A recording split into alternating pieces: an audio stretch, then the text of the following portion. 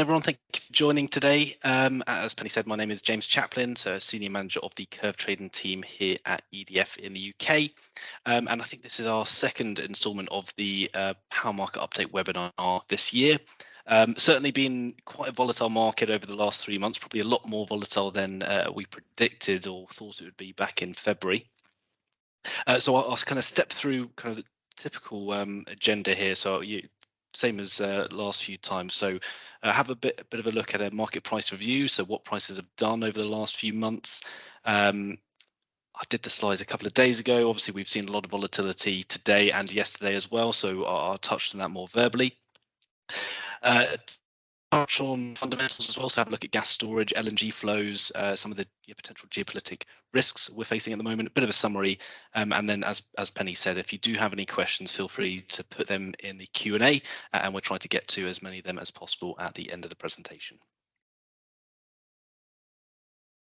So I won't dwell on this slide too much. We'll have a look a bit more in depth at the more recent volatility, but this is just showing UK power prices, baseload prices for some of the key forward contracts at the moment. So we've got front month Q3 and the front two seasons, so winter 24 and summer 25, looking from the beginning of May last year. So, I mean, generally we can see we are in a lower price environment than we were this time last year. Obviously, we went through winter. It outturned very mild. Supply remained quite strong, particularly from LNG in Norway. So obviously, we saw quite a bit of bearishness over Q1 this year. However, prices have started firming up over the last few months, and definitely players getting a bit more concerned around supply-demand balances in the gas market going forward. Now, having a bit more in-depth look at what's actually happened in the gas market over this year so far. So this is just looking actually at the winter 24 NBP gas contract from the beginning of January. And again, I'll say this is a snapshot from, I think, a couple of days ago. So you can see towards the right hand side, we were trading around 100p then. I think the volatility in the last 2 days, lost saw the desk this morning, trading around 105p. So we gapped up quite substantially since this snap a couple of days ago. But if we kind of step through the story, so cast our mind back to early in the year. Now, we did have a bit of a cold snap over the first 2 or 3 weeks of January. After that, we actually saw very, very mild and very windy weather. So that actually severely limited our reliance on gas storage withdrawals and obviously widened our EU summer balances quite substantially. So we actually finished winter with record levels in gas storage, even higher than this time last year and higher than we saw in 2020, obviously lower demand from COVID. Now, we have seen quite a bit of volatility kind of over March and kind of into April. And next point here, if I just bring it up, obviously we did see quite a spike around mid-April. It was kind of building up for a few weeks before that. The main driver for this was really rising geopolitical risks. So on one hand, we had Russia targeting energy infrastructure in Ukraine. And as a result of that, Ukraine have had to import quite a bit of power from neighboring countries as well. So again, hindering some potential storage injections across Europe. And on top of that, we also had the Israeli-Iran tensions as well, obviously missiles going back and forth. And the thought or the fear in the market at the time was the Strait of Hormuz, which we'll cover a bit more detail later on.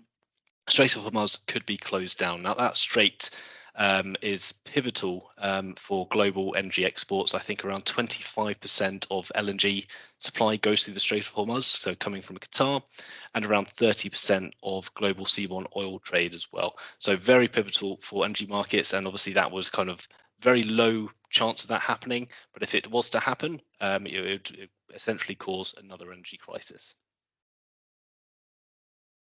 Now, since then as well, I'll kind of get onto it a bit later as well, but back end of April, we did have a bit of a turn in the weather where we did actually see temperatures dip to quite a bit below normal, and we had low wind. So although we managed to start filling up gas storage at the beginning of April, from the back half of April, we actually hindered how much we could put into storage. We saw even some days of withdrawals, which is quite late in the season to do that. Now, more recently, we have had rising LNG competition and supply outages around the globe, pushing prices up a bit. So obviously, LNG is kind of pivotal for us. Without big pipeline imports from Russia. And we have seen, obviously, in our lower price environment, Asia kind of stepping in, increasing their buying ahead of their potential hot summer months, so July and August, requiring more air conditioning demand. So a bit more LNG going towards Asia, a bit less coming towards Europe. People are a bit concerned. Actually, it's not as stable this summer as we thought. On top of that, we have had some supply outages. So Freeport LNG has had constant issues over the last few years. They've had all three of their trains on outage at some time this year as well. We've had Gorgon LNG in Australia. They had an unplanned outage a few weeks ago. That is still currently offline until early June. And we've had a LNG plant in Malaysia as well, offline. So quite a few things unplanned, obviously just driving up a bit of risk in the market and driving up that fear of higher LNG competition. Now, what we don't have on here, what's caused the market to kind of spike a little bit more over the last couple of days, is a foreign court ruling, which could mean less Russian gas coming into Europe over this summer and over kind of Q4. So directly relating to OMV, so the one of the Austrian gas companies, not being able to offtake or not being able to pay Gazprom. They wouldn't be allowed to pay Gazprom directly, and therefore Gazprom could potentially restrict flows. So that has added a bit of risk premium to prices, and we've also seen some potentially lots of buying in the market from option trading as well ahead of expiry tomorrow. So have a look back at some of the key fundamentals. So I alluded to earlier, we had a very, very mild winter. So it's probably quite old news at the moment, but just looking here, temperature delta to normal across all the winter months. And we've got UK, Germany and France. And typically you can see pretty much most months, apart from a couple of months in the UK, we outturned above seasonal normal, and not just a little bit above seasonal normal. It was quite substantially above, particularly in Germany in kind of February and March time. And that swings balances quite a lot. Obviously, if we were to see cold temperatures then instead of mild, we could have potentially used 100 to 200 terawatt hours more in kind of gas heating than we did. So Europe, again, probably for a second winter in a row, is very lucky to kind of come out of it in such a stable gas storage situation, versus if we actually saw even a seasonal normal or cold winter, and obviously put us in good stead to hopefully quite easily refill stocks. Obviously, a bit of more risk premium coming into that as some uncertainty creeps into the market. French nuclear output, again, this has been quite a positive story. Now, you cast your mind back to 2022. So first I'll explain the chart. So this is looking at kind of French nuclear output over the last few years. And 2022, you can see that kind of black line, very low outputs through most of the year. This was when lots of units were on outage for corrosion checks, and we weren't really too sure if they were going to come back online. Approaching kind of November, December time, we had a lot of plants expected to come back. But the fear was if they didn't actually return to market, if there was kind of more issues on kind of corrosion checks or kind of other kind of uncertainties, that wouldn't come back, and we potentially in cold winter or seasonal normal winter would have seen rolling blackouts across France and neighbouring countries there. Now, thankfully, that wasn't the case. We kind of roll forward to this year, so that red line. And we've had very good French nuclear output, so much higher than the last few years, and forecast is for this to remain very strong, at least over the next 5 or 6 weeks as well. Now, I suppose just to caveat this, I think there was a report from the French Nuclear Authority, the ASN, a week or two ago, just stating that we're not out the woods on kind of corrosion checks and French nukes. So something just to be monitored closely. But the current outage plan, it looks like we're going to get a decent or very good nuclear output over the rest of the year. Now, gas storage, again, I alluded to, this has been obviously a very good story. What this chart is showing is just gas storage fullness rates over the last few years as well. So we can see kind of that blue line, which is summer and winter 23. So the last summer and the winter we just came through. Obviously, we filled up quite easily last summer. We reached tank top, so pretty much 100% full. We didn't actually start withdrawing until the first or second week of November. And we did see potentially one or two quite severe cold snaps last winter. one in kind of the back end of November into early December, and again in kind of mid-January. But apart from that, temperatures obviously very mild, so our reliance on kind of storage withdrawals was very limited. And you can see kind of it tailed off at the back end of winter, then we left winter at record levels. Now, looking at the red line, so the left-hand side of the chart here, you can see obviously coming into this summer, very high levels in gas storage. The first 2 weeks of April, we saw very mild temperatures, but we also saw very high renewable generation as well, particularly wind generation. So we actually didn't really need any kind of gas storage, any kind of gas burn for heating, and therefore we're able to fill up gas storage quite a bit. However, that has been hindered over the last month or so. That kind of cold weather, low wind at the back end of April did kind of reduce that surplus. So as of right now, we are currently sitting around 20 terawatt hours better off than last year. But that has reduced from a surplus around 65 terawatt hours in mid-April. So it has been squeezed quite a bit. I suppose this is squeezing quite a bit to a line which was already fairly high, but the market is just monitoring at the moment how comfortably or how easily are we actually going to be able to fill up gas storage ready for this winter coming. European LNG imports as well. So this is just showing European LNG imports per month from January 22 and the source in which they've come from. Over the last few years. If we focus more on the right-hand side of the chart, so LNG imports so far in 2024. Now, one thing the market is a bit concerned around is kind of the LNG imports we've seen, particularly over May so far. So obviously this is an incomplete month, so it can still ramp up at the back end. But we have essentially seen a much earlier drop off in imports than expected. We usually tend to see a drop off around kind of June, July time. More cargoes tending to go to Asia in the hotter summer months, as well as coinciding with maintenance and outages across some supply ports.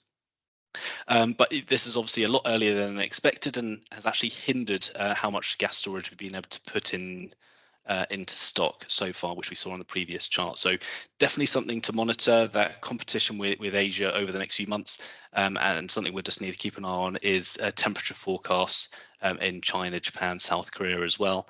If they do experience a hot summer, particularly in kind of July, August, obviously their air conditioning demand could be higher. They could need to import even more gas and therefore taking away more supply from Europe in those months. Now, global LNG flows. So this is just a snap of live LNG cargoes from I think from yesterday or 2 days ago. So each of the orange dots is actually a live LNG cargo going around the world. So you can kind of see where the main supply ports are. You can see lots of supply coming from the US, from Texas region, either going towards Europe or going around the Horn of Africa towards Asia. Obviously, Australia is supplying lots of gas. So you can see pretty much all their cargoes go up to Asia. It's just not really viable to spend the time, the money to ship towards Europe. So they predominantly or pretty much wholly supply towards the Asia region. And then Qatar kind of through the Strait of Hormuz in the middle there, primarily, again, going towards Asia, some cargoes coming around the Horn of Africa, a bit of a longer route to Europe. Now, two things, obviously, we're monitoring this market. First of all, the Red Sea and the Suez Canal. Now, this situation hasn't really changed in the last few months. You can see there's no cargoes going through this route, and that's due to kind of the threat of the Houthis in Yemen. There's still lots of oil trade going through here, but obviously the difference is if an LNG tanker did get hit by a missile going through this region, the blast from that is a lot more severe than an oil tanker. And so at the moment they are obviously being quite cautious at taking the extra time, taking the extra cost to actually sail around the Horn of Africa instead of going through the Red Sea. Secondly is the Strait of Hormuz, and probably the main risk the market has been concerned around from mid-April. As you can see, I mean, lots of supply. As I said, it's about 25% of global LNG supply going through this channel, and just north of that is Iran. So if Iran did want to cut off and escalate the situation, they could cut off supply through this strait. Now, that would obviously mean a major escalation, and not only impact the region, it would impact global suppliers. You can see lots of supply going towards Asia, but something the market has just been quite conscious of, even though quite low possibility.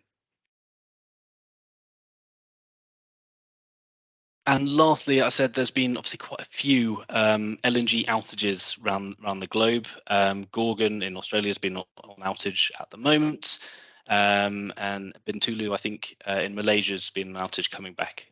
But Freeport in the US has had constant issues. I think even a year or two ago they had a fire at site which took the plant off for several months. And this is just looking at the feed gas flow, so how much gas is actually going to their site, which they can then liquefy and put on a ship. So far, well, from the beginning of last winter, and you can see pretty much around mid-January, they did see a big drop off in feed gas. So a sharp cold snap in the US actually caused some issues at their site. And they initially took one train off on an unplanned outage, going up to 2 trains, and then they've had 3 trains off as well. So constant issues at Freeport. But the good news is they have got all 3 trains back on and running now, and they're also trying to increase their capacity by around 10% as well. So good news for the market. Obviously, there is a delayed impact in this. Obviously, they feed gas to site, they need to liquefy it, put it on a ship. It then takes a few weeks to get to Europe. So those lower LNG imports, or partially those lower LNG imports we've seen over the last month or so, would have been impacted from Freeport. This increase from early May, that should, or hopefully should, increase some LNG imports coming into Europe from the site in June or so going forward. So hopefully no more issues there, but yeah, constant issues from Freeport in the US.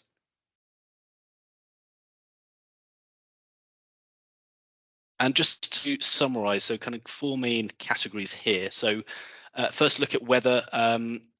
See, more recently, well, we had a very mild winter, but more recently this summer, very mild and windy start to April. That really did weigh quite heavily on the prompt market. We had obviously too much power on some of those days with wind very high. Some days in the UK actually outturning below £10 a megawatt hour. Now, we haven't really seen that same dynamic since. I think May we've had several days outturning quite high in low wind generation. But yeah, definitely a scenario where we're obviously monitoring going forward if we do see kind of high wind, low demand at periods this summer.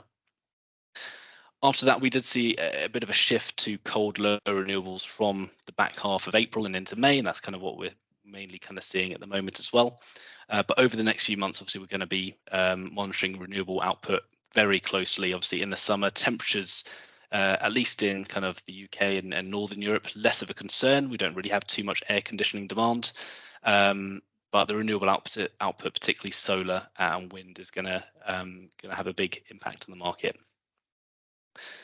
Secondly, geopolitical factors. Obviously, one of the kind of main stories over the last couple of months, we've got obviously Russia targeting Ukrainian energy infrastructure. I think I read one of their companies had around 90% of their capacity already offline after strikes, and obviously it was going to be a task to kind of get most or any of that supply back online, ready for the winter as well. And what we talked around Middle East, obviously escalation, threatening the Strait of Hormuz. Until that subsides substantially, you're going to have risk premium in the market as well. Thirdly, global supply and storage. So LNG flows fluctuating quite a lot. So we talked around Freeport. They've had constant issues. They are now back up and running. We are just monitoring flows to Gorgon and Bintulu. Some unplanned outages there, obviously, and some planned outages at other plants as well. Elsewhere, Norwegian maintenance is going to plan. So we've had, well, currently in our kind of second big round of LNG planned maintenance. Everything is kind of coming back on time. I think there was a small delay in kind of Troll today in Colsness, but nothing like last year where we had, I think it was Nyhamna unplanned outage for a month or two, which took offline about 30 to 40 terawatt hours. So we haven't had that. We're in a much better situation in supply from Norway going forward. French nuclear availability also sitting quite strong. Forecasts over the rest of May and June are even better renewable outputs. So again, that should help balances and help put a bit more into storage. And as of right now, gas storage stocks in Europe sitting around 20 terawatt hours higher than last year. Now, I would say that probably is going to be squeezed a little bit over the next week or two. But in June, we should hopefully get back up and maintain that 20 terawatt hour level. But yeah, currently still very full, around 67%. And lastly, I suppose this is one of the big uncertainties for the market at the moment is kind of global demand. So first of all, in Europe, demand recovery in a kind of lower price environment, how much of the demand is actually going to come back? So even if we get the same or a little bit more supply, is that demand going to outweigh that, particularly, I suppose, for winter as well? And if we get our kind of first cold winter in several years, is that going to add a bit of risk premium? Secondly, the threat of a hot summer in Asia as well, so driving up that LNG competition, something the market's been concentrating quite a bit on over the last few weeks as well. What obviously I don't have on there is what's happening more recently with OMV and potential Russian flows through Ukraine. So I would say definitely a story to monitor. As of right now, obviously the Russia-Ukraine gas transit agreement was due to end at the end of this year anyway, but with the latest development, we could see those flows stopping a little bit earlier, potentially as early as kind of middle to late summer. And that's all from me. Open up for questions. Thank you, James. So yeah, over to the floor really for any questions anybody's got.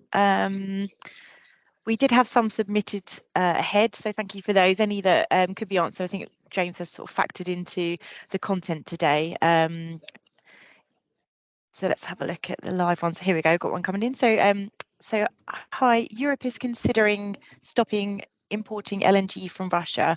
How likely is it to happen, and how would the market react? Yeah, so I suppose that's something I did miss off the presentation. So yeah, potential further sanctions on Russian LNG imports.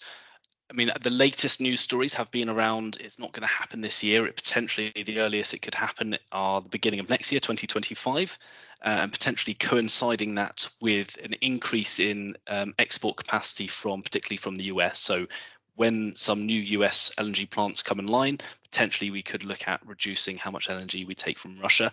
But definitely, I mean, it's a good call out. Definitely a risk, especially after the latest news this week around OMV, potential stop of Russian pipeline gas. That is another development we could see where sanctions do come in earlier. And you do squeeze your balances, particularly for this winter going forward. But yeah, I mean, latest articles we heard were around 2025. If any European countries or Europe tried to do it now, it would be kind of shooting yourself in the foot, because obviously we're not out the woods of kind of tight supply going forward. Thanks, James. So another question coming. So what were the issues with options you mentioned, and how does that push prices up? Yeah, so probably not the best to kind of explain this in the best way, but option expiry for kind of June contracts is tomorrow. We saw big volume of options expiring around 35 euros megawatt hour on TTF gas. And essentially, as the market's pushed up, obviously the spread up to that has got lower, and therefore the houses that have sold those options need to kind of delta hedge that. So say earlier this week, we were priced at 31. They sold an option, a call at 35. Price goes up to 33. Their delta kind of makes them a bit shorter, so they have to then hedge that and buy that in the market, and it just adds more and more buying pressure, essentially. Probably not the best explanation, but yeah, essentially it just leads to more buying in the market as we approach. We got pushed up initially from that the OMV fundamental news. Thanks, James. And then do you have any latest updates on the delay of some US LNG projects, and how is it going to impact markets next year? I don't have any updates, but yeah, I mean, I think it's something we called out before. It's going to be a big topic to monitor. Everyone's, I suppose, the market's been thinking this winter coming up could be the last potential tight winter we have, because next year or start from the start of next year, we're going to have this influx of US LNG come to the market, and potentially in 2026 we're going to see a LNG glut. Now, the last time I think the market talked about an LNG glut was 5-6 years ago, or maybe even longer, and it took much longer for that glut to actually get to the market, because obviously, first of all, demand went up at a faster rate than expected, but also those delays in projects. So yeah, definitely one to watch if there are big extensions to LNG projects. I mean, it's kind of very much rinse and repeat. Next summer, can we fill gas storage up? The winter after, can we do we have enough gas to get through it? So yeah, it's going to be probably a bigger topic as we get through the back end of this year. Brilliant. Thank you, James. Do we have any other questions from anybody? Just having a refresh. Yep, we do. Okay, here we go. So Biden cut some US LNG exports. Do we know how this might change with a Trump presidency?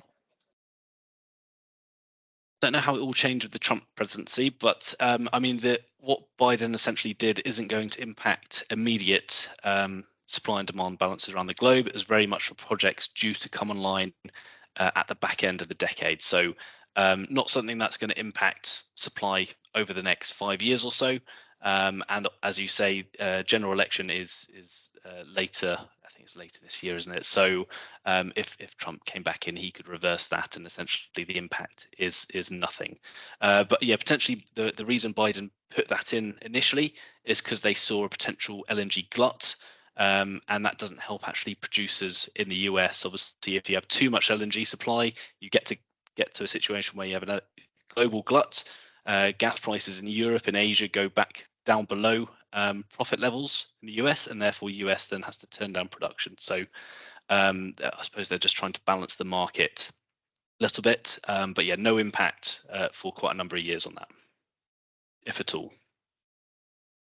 Thank you, James. We had another question coming around elections, actually. So forgive me if you've covered this or not, but what are the energy concerns around the elections, both in the UK and US, and I guess risk to US LNG flows?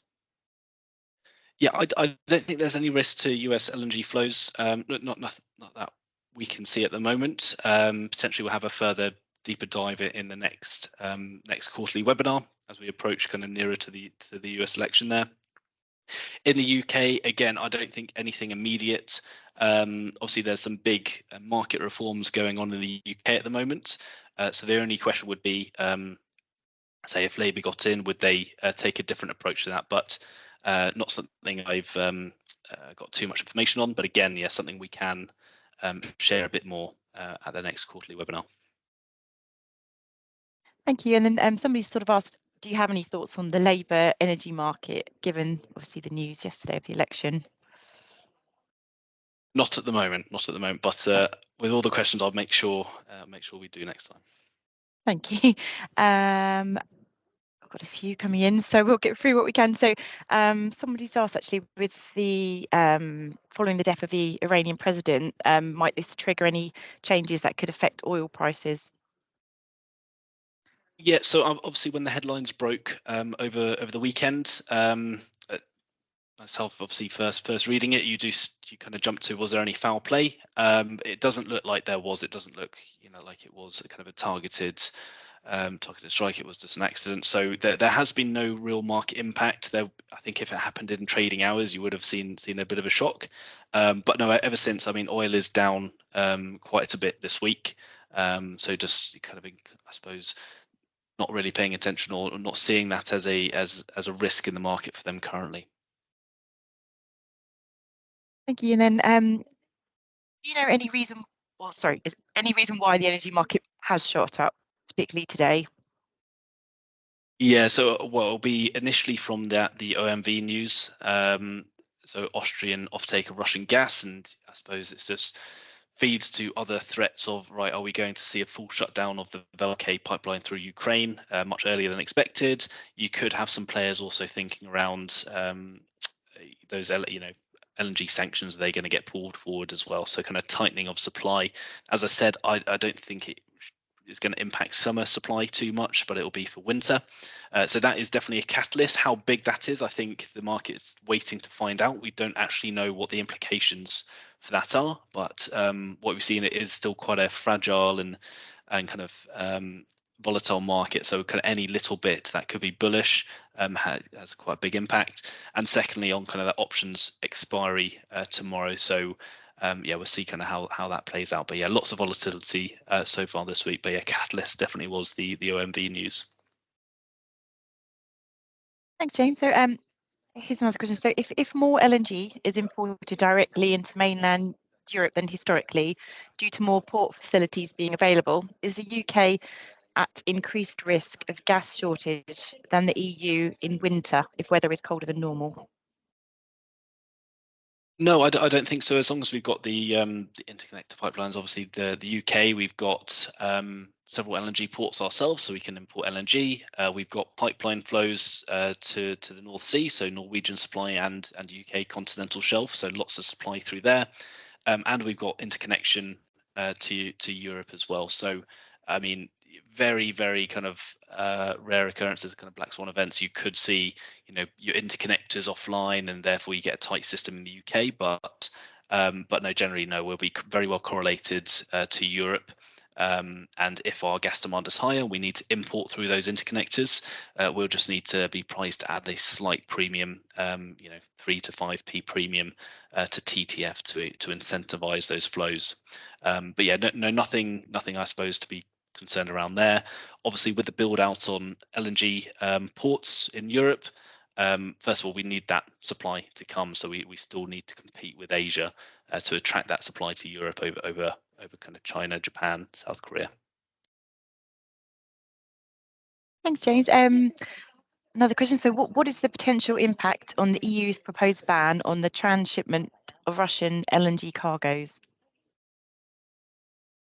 Yeah, so again, I think we have to wait on kind of more details of that really. So I mean, either Russia have to kind of ship all the way directly to Asia. It'll take them a lot longer, or they could just kind of continue supplying directly to Europe, so they don't transfer ship and they just offload kind of that supply in Europe. But I think we'll just have to wait and see kind of any kind of further regulations or sanctions on Russian LNG, what they're going to be, and when it's going to come into play. As we said earlier, I think initial thoughts would be next year, but threat is it gets pulled forward.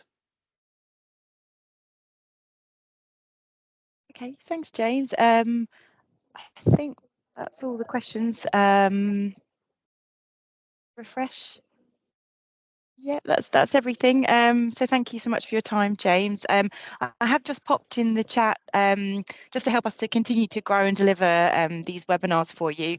If just before you go, if you all had time just to click the link and give us a bit of feedback so we can continue to shape them to work best for you, that would be great. So now just up on the screen, we've just got the next couple of webinars we've got coming up. So there were some questions that came in ahead around corporate PPAs. So actually this next webinar might be quite useful to join. So we've teamed up with the Major Energy User Council to look at exploring on-site and off-site renewable solutions. So if you sign up to that through our website, the Large Business Talk Power page, you can join us for that over on the 4th of June. And then following that, we've got our in the series of the non-energy costs webinar updates, our Monitor Explained, which is on the 13th of May. Sorry, June. That'll be June, 13th of June. So yeah, head over to our Talk Power page for those. And if you don't follow us already on LinkedIn, you can catch all the latest news and things on there as well. So give us a follow. And if we've missed anything today, please just get in touch at Let's Talk Power, edfenergy.com, and we can pick anything up else offline. So thanks again, James, for your time. Thanks for joining us, everyone, and we'll see you next time. Thanks all.